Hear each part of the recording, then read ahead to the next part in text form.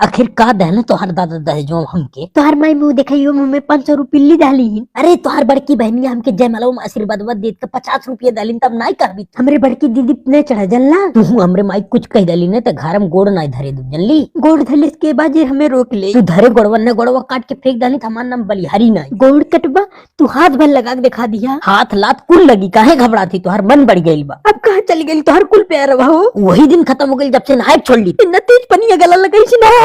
अच्छा इतना पनिया गला लत अपने दादा से तू गीजर मांग ले काहे अपने दादा से मांगी तोहरी कमैया मांग लग गेल का। बहुत बड़ा लीने नैहर बारे तब के तोहरे लेकिन दलिद्दर है का नैहर वाले दलिद्दर खाली पकड़ के घेचो पट का मर जाबी। दलिद्दर ने रहता हमरे दादा से पनिया मांगता तोहरे दादा पनियो से महंगत मोबाइल डाले तो हाँ ते मोबाइलिया का आज आखिरी दिन हुई जान ले तू। अब मोबाइलिया पूरा किस्तियों नहीं भराइल बा का भइल लेकिन आज फूटी तोहरा ये आधार कार्ड किस्तियों बा। आखिर ये होशियारी दिखा दाला ना तू। होशियारी नहीं हमारा आधार कार्ड तू ही तो मुझसे कटवली।